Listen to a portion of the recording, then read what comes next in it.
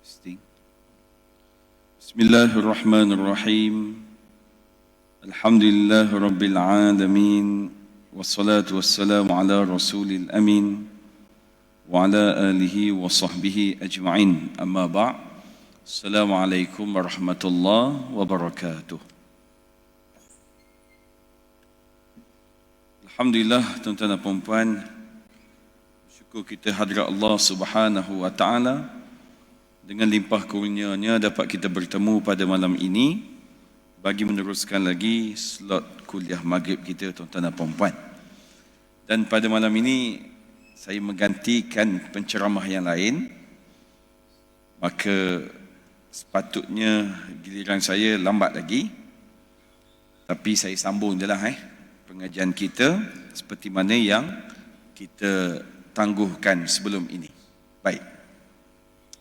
Pada malam ini tuan-tuan dan puan-puan, seperti mana yang kita janjikan, iaitu dalam bab wasiat, malam ini kita nak cuba tengok bila mana anak kita mati dulu daripada kita, maka anak kepada anak kita itu, iaitu cucu kita itu, apakah mereka akan dapat setelah mana kita meninggal dunia. Sebab tuan-puan kena faham, dari segi hukum faraidnya, cucu itu tak dapatlah kebarangkalian besar kerana dihalang oleh pak-pak saudara dan mak-mak saudara dia, iaitu anak-anak kita yang lain. Kenapa? Sebab ayah mereka ini mati awal daripada kita selaku ayah kepada si mati tersebut. Maka ia dinamakan sebagai wasiat wajibah. Baik, malam ni kita nak tengok berkaitan dengan tajuk ini, dan diharapkan siapa-siapa yang berada dalam keadaan ini, situasi ini, maka dia tahu apa benda yang dia nak laksanakan, asbabnya dia belajar pada malam ini. Baik. Wasiat wajibah ini tuan-tuan dan puan-puan juga dikenali sebagai wasiat kanuniyah, iaitu satu bentuk wasiat yang diwajibkan berdasarkan kepada peruntukan undang-undang.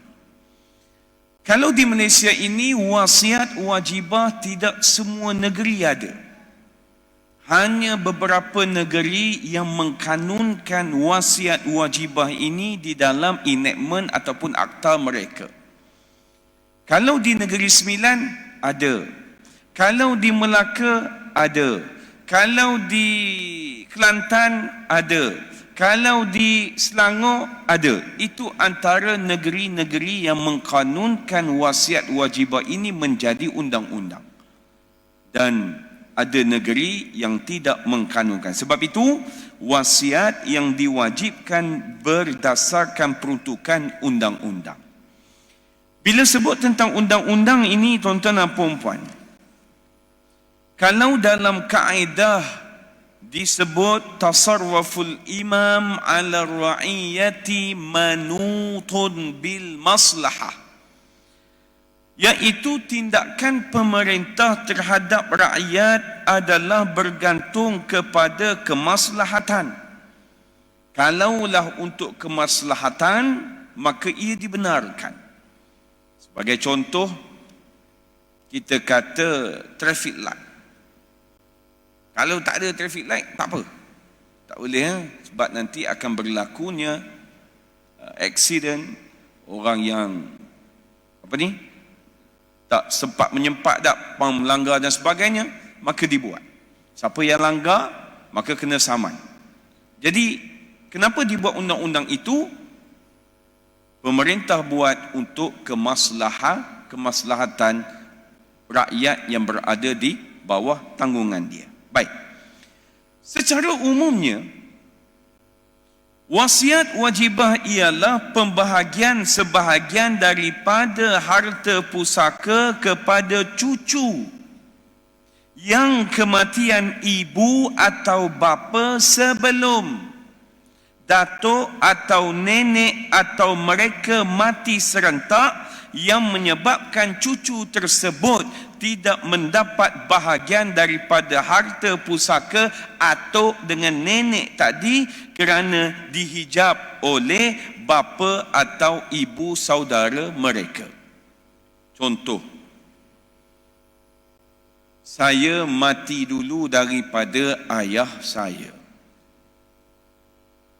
maka ayah saya hidup lagi. Maka harta ayah saya ini tidak boleh dibahagikan lagi, melainkan ayah saya mati. Maka bila mana ayah saya mati awal lagi daripada dia. Maka anak-anak saya ini tidak lagi boleh mewarisi harta atuk dia, iaitu ayah saya itu. Kerana apa? Sebab adik-beradik saya ada lagi. Makna kata anak saya ini dihalang oleh abang saya, adik saya. Dihalang itu kenapa? Dimahjubkan kerana dari sudut peruntukan faraid, maka dia tak dapat sebab ada lebih yang lebih tinggi daripada dia. Jadi malam ini saya nak siapa-siapa yang anak dia mati awal daripada dia sekarang ini, dia belajar bab ini, maka dia tahu apa dia nak buat. Baik. Maka tuan-tuan dan puan-puan, dalam situasi yang saya nyatakan tadi, undang-undang memberikan agihan harta kepada cucu tersebut dengan kadar dan syarat-syarat tertentu. Makna kata bukan ikut dan saja berapa nak bagi, tak. Dia ada peruntukannya, dia ada kadarnya dan dia ada syarat-syaratnya. Macam sebelum ini kita belajar dalam tajuk wasiat, iaitu kita berpegang kepada satu kadar, iaitu tidak melebihi 1/3 daripada keseluruhan harta si mati. Maka dalam wasiat wajibah ini pun sama juga. Maka tujuan peruntukan wasiat wajibah adalah bagi menjaga kebajikan cucu-cucu yang telah kematian bapa tersebut, supaya mereka juga memperoleh bahagian dalam harta pusaka datuk mereka itu. Matlamatnya untuk nak jaga kemaslahatan itu. Sebab itu bila cerita bab harta pusaka ini, tuan-tuan dan puan-puan, dia bukan perkara yang boleh kita katakan mengayakan kita, mengkayakan kita, tak. Sebab di sebalik harta yang kita perolehi itu adalah, iaitulah tanggungjawab. Tapi berapa ramai orang yang sedar ini merupakan tanggungjawab? Kalau mereka sedar tentang tanggungjawab, maka saya katakan tak akan berlaku pergaduhan, tak akan berlaku mengambil hak orang lain. Sebab dia jadi lapar, tuan-tuan dan puan-puan. Dia jadi mengharap. Dia memikirkan ayah dia mati ni, dia akan hidup kaya kerana harta ayah dia. Sedangkan dia tak faham konsep nak jadi kaya ni, ceritanya adalah kena usaha sendiri. Duk mengharap apa pada harta orang, betul tak? Sebab kalau mengharap pada harta orang, maka tuan-puan boleh lihatlah apa yang berlaku hari ni.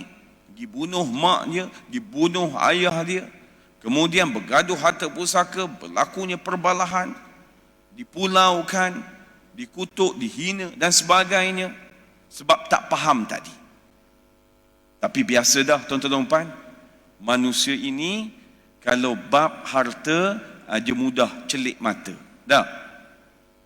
Yang rabun tiba-tiba jadi cerah mata, yang tengah tidur, yang tengah sakit tiba-tiba boleh jadi sihat disebabkan harta, duit-duit tadi, tuan-tuan dan puan-puan. Baik. Maka kita lihat apakah syarat-syarat wasiat wajibah. Baik. Terdapat beberapa syarat yang telah ditetapkan oleh para fuqaha dalam melaksanakan wasiat wajibah terhadap cucu lelaki dan perempuan. Dan secara umumnya syarat-syarat seperti berikut. Yang pertama,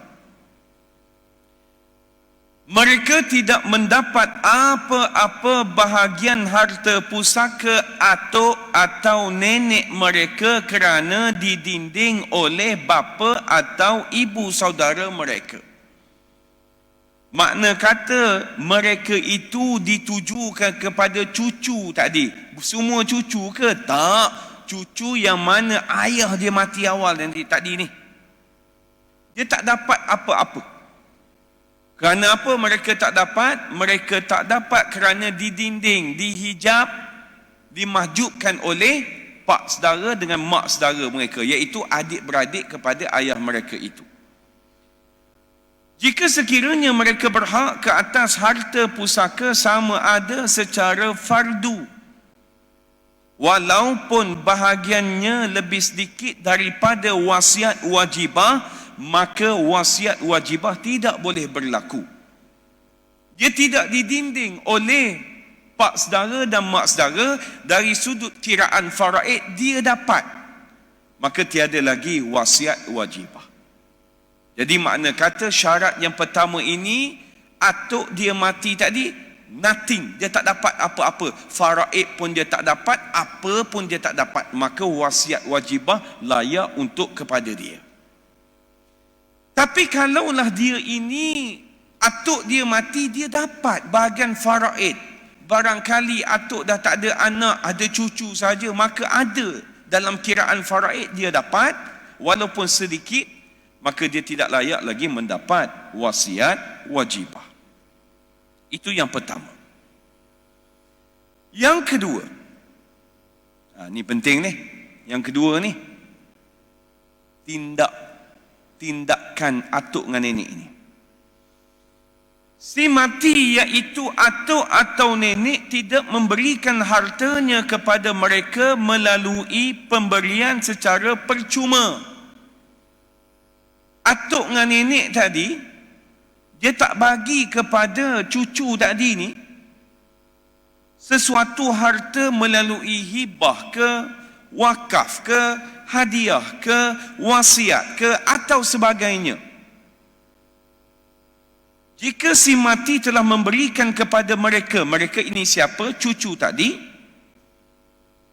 Hartanya yang menyamai kadar wasiat wajibah, maka mereka tidak lagi berhak ke atas harta pusaka tersebut. Walau bagaimanapun, jika sekiranya pemberian itu kurang daripada hak yang sepatutnya mereka terima melalui wasiat wajibah, maka wajib disempurnakan bahagian wasiat wajibah itu. Makna kata nombor 2 ini, tindakan atuk dengan nenek tadi, bila mana anak tadi mati awal daripada kita, awal-awal lagi kita dah beri dah kepada cucu tadi. Kita bagi apa? Bagi hadiah, bagi wasiat, bagi hibah. Jadi bila kita dah awal-awal lagi bagi, bila mana kita meninggal kelak, maka tidaklah lagi mereka ini perlu menuntut wasiat wajibah sebab kita bagi awal dah. Samalah juga seperti mana kita bela anak angkat, kita bela anak susuan sebagai contoh. Ini lagi teruk sebab tak boleh nak tuntut apa dah. Wasiat wajibah pun mereka tak layak. Tapi kita buat dono aja sebab kita sangkakan kita ni mati lambat lagi. Maka tindakan ini juga bagi mereka yang tak boleh mewarisi harta pusaka kita, maka seeloknya kita buat hibah wasiat kepada dia. Tetapi tajuk malam ini kita belajar adalah tindakan yang bagus bagi atuk dengan nenek tadi adalah dia beri awal-awal lagi. Sebagai contoh, anak dia mati, maka dia tengok cucu tadi berapa orang. Sebab dia kena ingat, anak dia mati, dia dapat harta pusaka anak dia. Dia dapat sebab dia ayah, dia ibu. Dan dia kena lihat kepada anak dia yang mati tadi. Maknanya kata cucu kepada si mati. Saya yakin dan percaya, kalau atuk dengan nenek dia belajar dalam bab ini, maka dia akan settlekan bab ini awal-awal lagi. Maka tiada timbul lagi tentang wasiat wajibah itu. Tapi kena belajarlah. Kalau tak belajar, dia buat aja. Baik, yang ketiga. hendaklah ibu atau bapa mereka meninggal dahulu sebelum kematian datuk atau neneknya, atau mereka mati serentak dengannya seperti tenggelam di laut. Sebagai contoh, yang dibaling baru ni, yang dah ke bumi itu, dia berperlukan dengan anak perempuan dia dengan ibu dia, betul? Kan, anak perempuan yang mengandung 4 bulan tu kan? Itu pun sama, kematian yang serentak. Maka termasuk dalam kes ini. Baik. Terbakar atau sebagainya. Makna kata, syaratnya mestilah ibu atau bapa tadi, anak kita tadi ni mati awal dulu, bukan kita mati dulu. Mesti mereka mati dulu sebelum daripada kematian atuk dengan nenek tadi. Mana kata bapa atau ibu mereka tadi mati awal daripada atuk dengan nenek. Macam kes yang dibaling itu termasuk. Itu bukan seorang tapi dua-dua, iaitu nenek dan ibu. Nenek dan ibu, anak perempuannya itu. Maka dia ada cucu kan yang lain-lain itu. Maka cucu ini juga boleh menuntut wasiat wajibah kepada harta itu. Kepada harta siapa?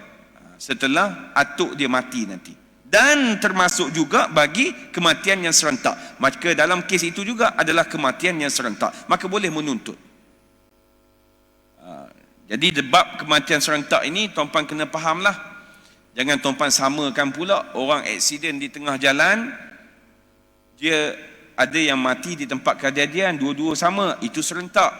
Tapi kalau seorang mati di tempat kejadian, seorang lagi mati di hospital, kalau ikut logik akal, maka yang mati dulu siapa? Di tempat kejadian lah, yang mati di hospital kemudian. Dalam bab ini pun tuan-tuan kena perhalusi. Kenapa? Sebab yang mati dulu, sebagai contoh, yang ibu ini mati di tempat kejadian, anak mati di hospital, maka harta si ibu ini diwarisi juga kepada anak yang mati di hospital. Walaupun dia hidup 5 minit, dia hidup 10 minit lepas ibunya mati. Sebab apa? Sebab kematian itu selepas dia. Yang dibahagikan harta kita siapa? Siapa yang nak bahagi harta kita? Ahli waris kita. Tetapi orang yang layak mewarisi harta kita adalah orang yang hidup waktu kita mati tadi. Sebagai contoh, kita mati pukul 8.30. Isteri kita mati 8.35, 5 minit beza, maka dia mewarisi harta kita walaupun dia mati. Maka tetap ada bahagian dia, maka kena bahagi pula kepada ahli waris dia yang lain. Baik, itu nombor 3. Nombor 4, tuan-tuan dan puan-puan, wasiat wajibah hendaklah tidak melebihi 1/3 daripada keseluruhan harta pusaka si mati. Sama juga 1/3. 1/3 daripada mana? Daripada keseluruhan harta si mati. Maka ada orang tanya, kalaulah cucu itu ada 5 orang, 1/3 seorang ke Ustaz? Tak. 1/3 itu diambil, maka dibahagi kepada cucu-cucu tadi semuanya. Kalau cucu itu 3 orang lelaki, bahagi 3 lah. Kalau cucu itu 3 orang lelaki, 2 perempuan, maka kena bahagi berapa? Lelaki ada 3, 2 bahagian seorang, 6. Perempuan ada 2, 6, 7, 8. Maka bahagi 8 bahagian. Anak lelaki, cucu lelaki 2 bahagian, cucu perempuan 1 bahagian. Jadi 1/3 ini daripada keseluruhan harta si mati. Maka ada orang tanya, keseluruhan harta si mati ni harta apa? Mai nak cerita. Minum air lu, dahaga. Okey. Malam ini, apa yang ada pada kita? Jubah, kopiah, jam Rolex, slipper, ada duit RM10 nak pergi makan roti canai kejap lagi dengan kawan-kawan. Maka itu juga termasuk dalam harta pusaka yang kita tinggalkan. Sebab itu jadi salah kadang-kadang tindakan kita ini tak betul, tuan-tuan dan puan-puan. Contoh, Suami dia mati. Maka dia pergi ambil plastik bag tadi, dia ambil pakaian suami dia, kain plekat, jubah, kopiah yang beli kat Mekah tak pakai-pakai, maka dia bubuh dalam plastik hitam. Maka dia ambil plastik hitam tadi, dia pergi hantar rumah anak yatim, dia pergi hantar rumah orang susah. Betul tak tindakan dia itu? Tak betul. Kenapa? Tindakan dia itu akan jadi betul setelah mana dia tanya dulu pada ahli waris yang ada. Kenapa Ustaz? Itu isteri dia. Betul isteri dia. Tetapi isteri dia bukan pemilik penuh. Isteri dia sebahagian daripada pemilik. Maka saya katakan benda paling kecil. Ni, jubah saya ni. Ditakdirkan Allah Ta'ala saya meninggal. Siapakah pemilik kepada jubah saya ini? Jawabnya adalah 6 orang. Iaitu isteri saya, mak ayah saya dan anak lelaki saya 3 orang. Maka nak pergi ke mana-mana jubah ini, mesti ditanya dulu kepada semua ahli waris itu nak buat apa dengan harta ini. Kalau mereka kata setuju, pakaian kita hantar ke rumah anak yatim, sila. Kalau ada kata tak setuju, saya nak pakaian ini, yang seorang lagi kata nak boleh tapi kena bayarlah bahagian ikut masing-masing, maka kena nilai pakaian tersebut. Ataupun semua tak nak duit saja, maka dikumpul pakaian itu, maka dibawa ke kedai bandar, maka berapa jumlahnya, maka dibahagi. Uish, sampai detail begitu. Yes, berapa ramai yang skip dalam bab ini? Berapa ramai yang skip dalam bab ini? Kadang-kadang yang skip ini bukan kes ini saja, lebih besar daripada itu. Bagi contoh, dia ambil barang kemas, dia beri pada anak perempuan saja, dia tak beri pada anak lelaki. Ini juga tindakan yang tak betul. Takkan dia nak buat kesimpulan bahawasanya anak lelaki tak perlu pada emas, siapa cakap? Kalau benda itu bernilai, maka semua orang perlu. Semua orang berhajat. Kalaupun dia tak berhajat, mesti tanya kepada dia nak ataupun tidak. Kalau dia kata tak nak, barulah boleh diambil. Itu pun dengan persetujuan, bukan dengan paksa, tuan-tuan dan puan-puan. Baik, kita pergi lagi. Maka tuan-tuan dan puan-puan, kita tengok pula kepada kadar wasiat wajibah ini. Kita tengok bagaimana kadar dia. Baik. Kadar sebenar wasiat wajibah tidak dinyatakan secara jelas oleh para ulama sebagaimana mereka tidak menetapkan ahli keluarga tertentu yang layak menerima pembahagian tersebut. Kerana dari sudut pelaksanaan, perkara berkaitan dengan kadar yang patut diwasiatkan boleh ditentukan oleh pewasiat itu sendiri atau ahli waris mengikut keadaan dan kemampuan masing-masing selagi tidak melebihi 1/3 daripada harta si mati itu. Tapi kalau tuan-tuan dan puan di Negeri Sembilan 1/3 lah, sebab kita dah kanunkan sebagai undang-undang. Tadi tuan-tuan perasan ataupun tidak, kalaulah si mati dah bagi kepada cucu itu tadi, kemudian dibahagikan kepada cucu tadi kurang daripada 1/3. Bila disemak-semak balik, yang dia dapat kurang daripada 1/3. Maka apa perlu dibuat? Maka mesti menggenapkan 1/3 itu.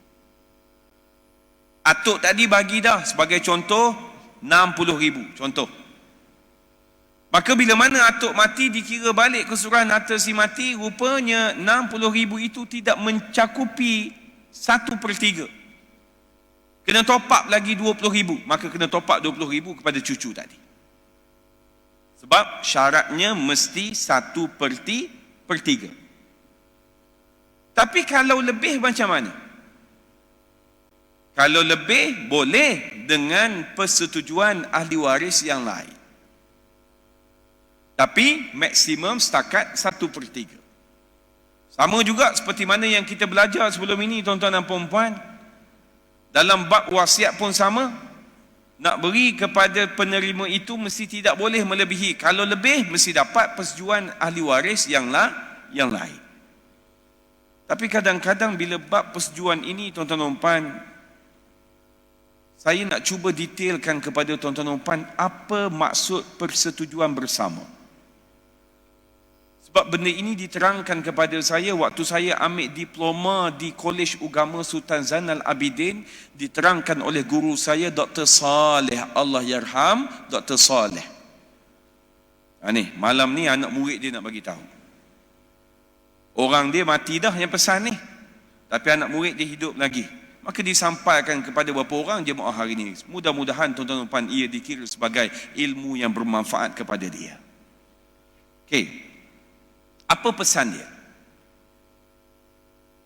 Dan saya terkesan apa yang dia nyatakan sebab jawapannya itu cukup jelas, telus akan pendirian hakikat manusia itu bagaimana. Sebagai contoh, kita nak membahagikan harta pusaka secara faraid tadi, kita tak nak ikut bilangan ataupun perkiraan faraid, kita nak bahagi sama rata. Adakah boleh? Boleh, tak ada masalah. Cuma dia pesan kepada kami, dia kata lebih elok, lebih moleknya adalah nak bahagi sama rata ini, mesti bahagi mengikut kadar faraid terlebih dahulu. Sebagai contoh, kita ada 5 beradik. Ada 3 lelaki, 2 perempuan. Setiap anak lelaki dapat 100,000, anak perempuan dapat 50,000. Maka dia kata bagi dulu 100,000 biar dia pegang. Dia pegang dulu. Kemudian lepas daripada itu, kalaulah nak bahagi secara sama rata, maka dipersilakan. Sebab dia kata banyak yang berlaku begini. Apa maksud begini ni? Dia buat macam ni.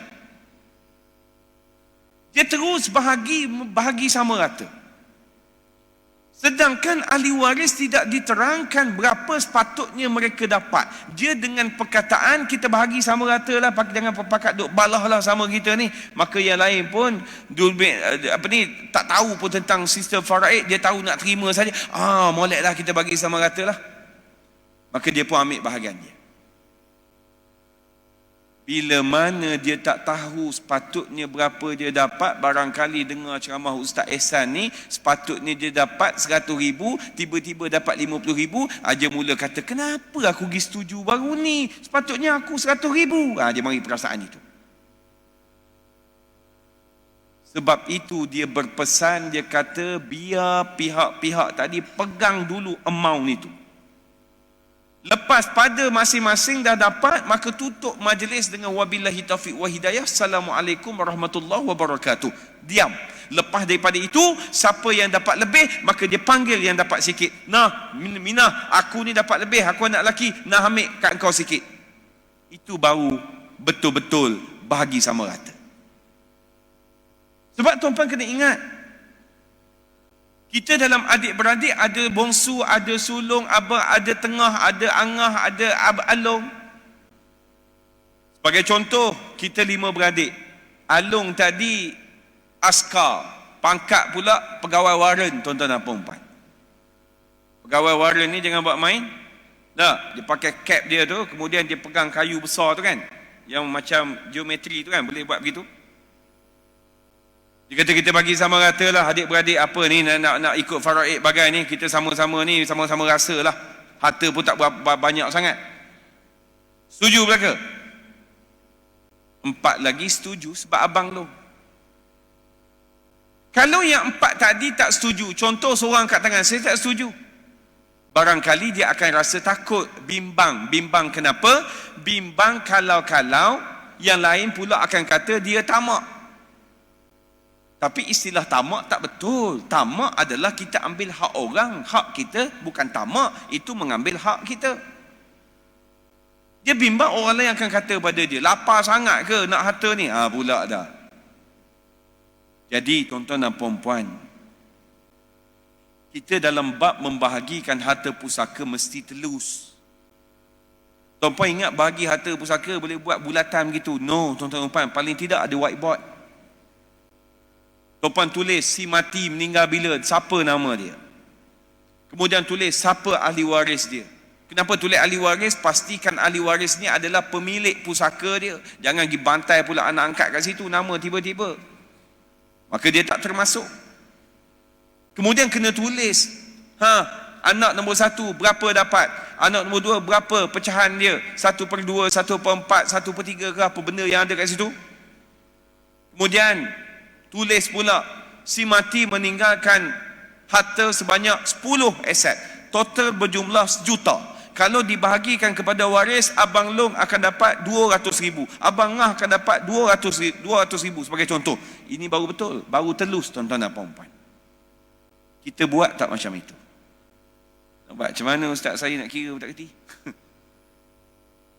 Sepatutnya begini, baru telus.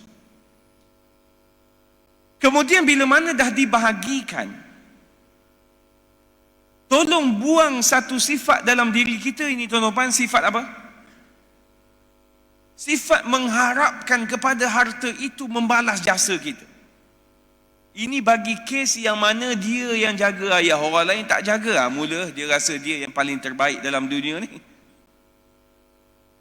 Sebab dia mengharapkan harta pusaka itulah yang membalas jasa dia. Ini tolong buang perangai jauh-jauh.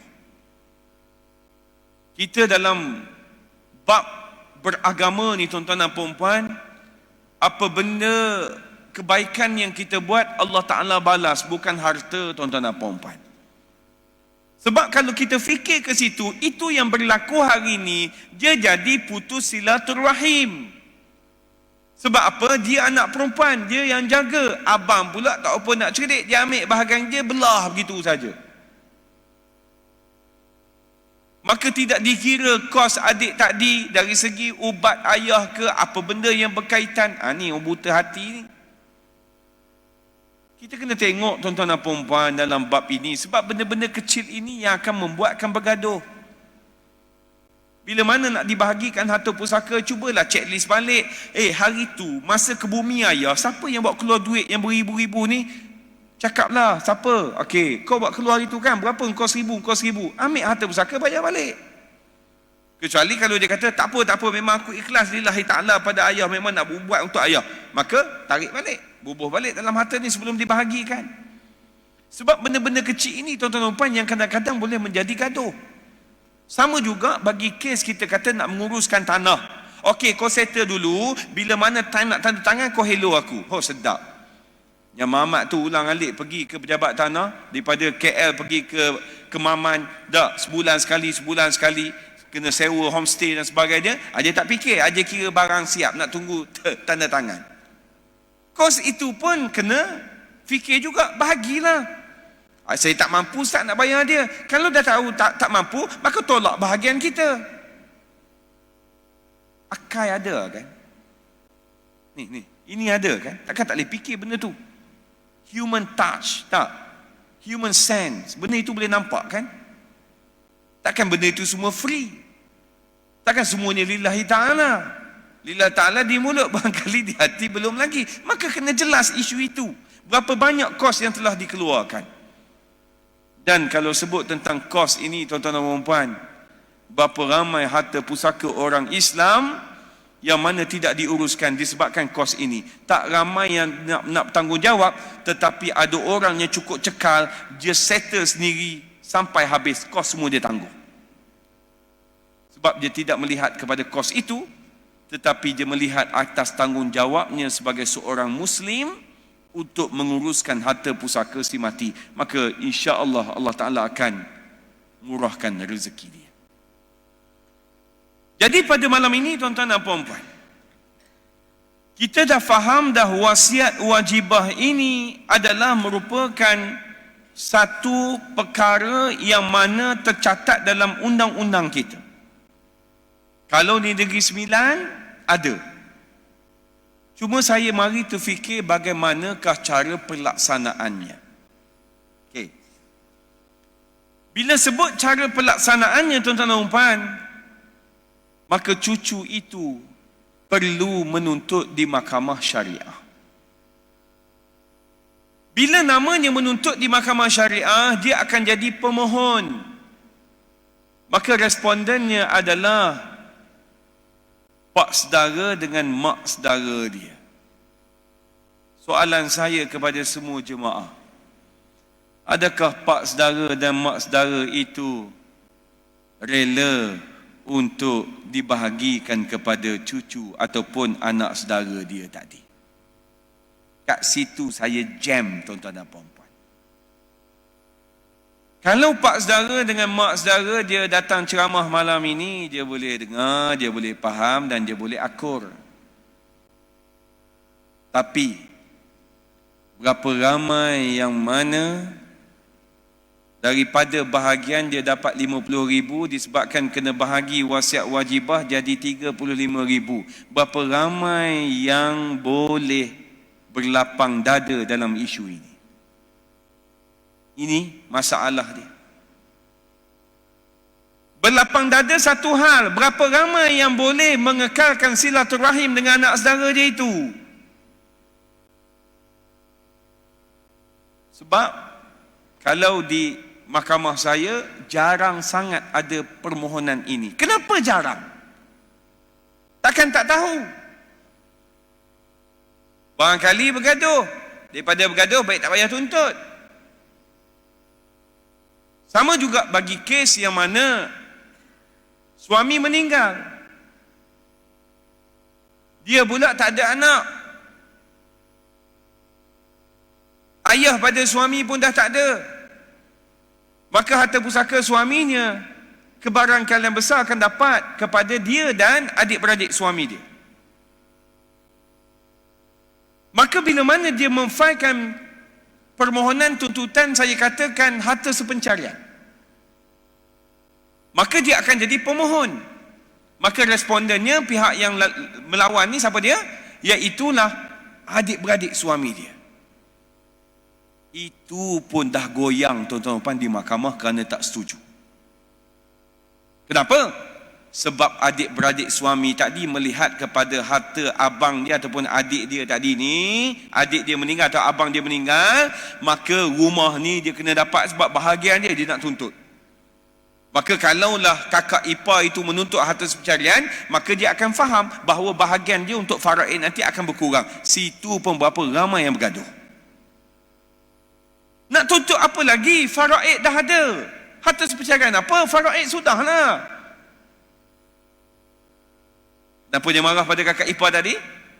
Dia marah sebab kalau kakak ipar tuntut, maka bahagian faraid dia akan mengecil. Allahu Akbar. Nak suruh istighfar, suruh dah, tapi tetap dengan pendirian dia. Nak suruh solat sunat taubat, suruh dah, dia tetap dengan pendiriannya. Maka ayuhlah tuan-tuan dan puan, kita didik hati kita ini supaya tidak berapa selera dengan harta yang bukan kita usaha sendiri. Boleh tak tuan-tuan dan puan-puan? Bukan maksud saya tidak menuntut, tetapi kalaulah disebabkan wasiat wajibah, disebabkan harta pencarian, maka bahagian kita akan mengecil, maka kena redalah. Set dalam kepala kita adalah itu hak dia, maka biarlah dia nak tuntut.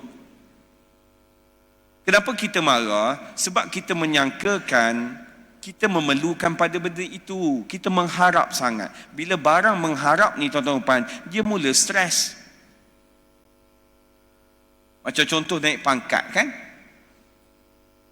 Kawan-kawan lain naik dah, dia tak naik. Dia mula malah buat kerja. Dia mula perangai. Padahal dia ada gaji dah, tapi dia mengharap kepada itu. Jadi kalau buat pangkat ni dia sakit jiwa sikit tuan-tuan dan puan. Jadi jangan duk fikir. Ada. Tak ada sudah. Itu rezeki dia. Sebab Allah Ta'ala ini maha adil kan? Kadang-kadang ayahnya pangkat biasa-biasa, tapi anak Masya Allah. Ada orang pangkat ayah dia Masya Allah hebat, anak biasa-biasa aja. Sebab itu kita tengok percaturan Allah Ta'ala buat itu, rahsia itu cukup hebat tuan-tuan dan puan-puan.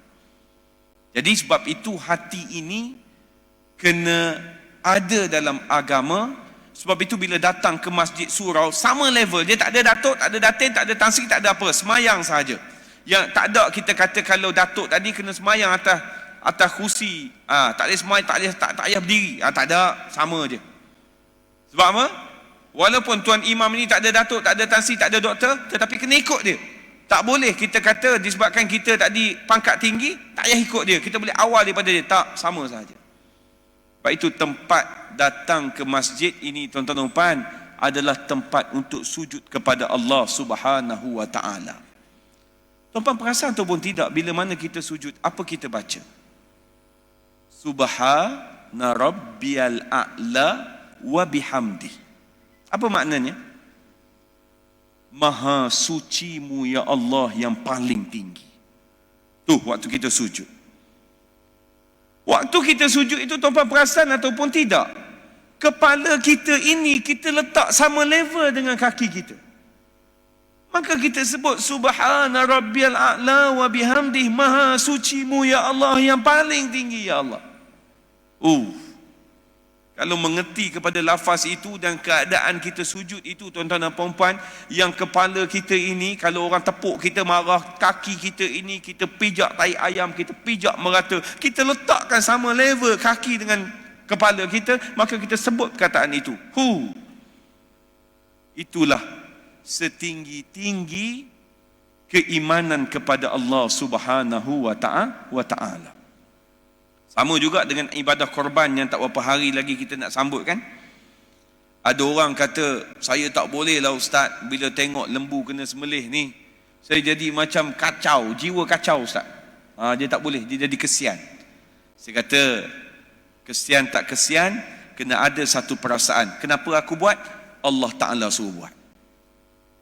Apa yang Allah Ta'ala buat, aku mesti buat.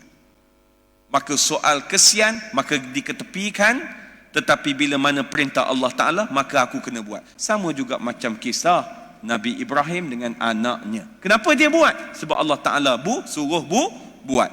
Itu puncak tertingginya ketakwaan kita kepada Allah Subhanahu wa Ta'ala. Jadi sebagai kesimpulannya, tuan-tuan dan puan-puan, pada malam ini kita dah belajar tentang wasiat wajibah. Maka siapa-siapa yang berada dalam kategori yang mana anak dia mati awal daripada dia, maka buatlah apa-apa pun yang terbaik kepada cucu itu, iaitu memberikan harta kepada mereka. Kenapa? Biarlah kita meninggal nanti, mereka tidak menuntut wasiat wajibah pun tidak mengapa. Sebab mereka dapat awal lagi daripada kita. Maka kita pun tiada bimbang dan runsing untuk dia ini menuntut di mahkamah untuk berhadapan pula dengan pak-pak saudara, dengan mak-mak saudara dia tadi. Jadi kena bertindaklah. Jangan malam ini faham, duk bertangguh lagi tuan-tuan dan puan-puan. Tak mahu begitu. Saya nak share dengan tuan-tuan dan puan-puan satu cerita sebagai penutup. Bila mana saya duk berceramah ni tuan-tuan dan puan-puan, ramai orang telefon, ada yang WhatsApp tanya soalan. Tapi baru ni tuan-tuan dan puan-puan, saya cukup tersentuh. Seorang jemaah menelefon saya, dia bukan tanya soalan tuan-tuan dan puan. Tuan-tuan tahu dia tanya apa? Dia mohon pengesahan daripada saya tentang jawapan yang dia berikan kepada kawan dia tanya kepada dia. Saya kata, abang jawab, ya, sebab saya dengar ceramah ustaz, maka saya cuba untuk selesaikan masalah dia. Saya kata, apa yang ditanya oleh sahabat tadi? Dia kata, kawan dia ini berhutang dengan adik bongsu sebanyak 2,500. Maka adik bongsu dia meninggal, tak sempat dia bayar, adik bongsu tak dia meninggal. Maka kawan dia tanya, boleh tak 2,500 ini dia nak pergi hantar ke masjid ataupun rumah kebajikan? Maka jemaah tak dijawab, tak boleh. Kenapa? Sebab 2,500 itu telah menjadi milik ahli waris si mati. Steady tuan-tuan jawapan dia. Kemudian dia jawab, kalau nak mesti tanya kepada ahli waris yang lain. Ahli waris lain setuju, baru boleh hantar. Maka sahabat dia tanya pula, berapa bahagian kena beri? Dia tanya siapa ahli waris. Dia kata si mati bersama dengan adik-beradik semua 8 termasuk si mati. Maka dia jawab 7 orang itulah yang kena dibahagikan 2,500. Yang lelaki 2 bahagian, yang perempuan 1 bahagian. Maka kawan dia tanya lagi. Dalam 7 tu ada kakak dia juga yang meninggal. Maka jemaah ni tanya, kakak dia tadi meninggal sebelum dia ataupun selepas dia? Maka orang itu jawab, sebelum dia. Maka jemaah tu jawab, maka kalau sebelum, tidak layak mendapat bahagian daripada 2,500. Kenapa? Kalaulah mati selepas dia itu, barulah layak mendapat sebahagian daripada 2,500 itu. Apa yang saya terpegun? Siasatan yang dia buat dengan teliti dan jawapan yang dia berikan A+, tuan-tuan dan puan-puan. Jadi tuan-tuan dan puan-puan, jangan hanya mendengar ceramah daripada saya, kena juga ceramah pada orang lain dan terang pada orang lain. Jawab dulu. Jangan orang tanya, nak ambil lah dalam telefon, Ustaz Ihsan kau tanya dia selalu ajar aku jahadam. Jadi jawab dulu. Rasa-rasa tak yakin, baru kita PM tepi, tuan-tuan dan puan-puan. Sekadar itu saja. Wabillahi taufiq wa hidayah. Assalamualaikum warahmatullahi wabarakatuh.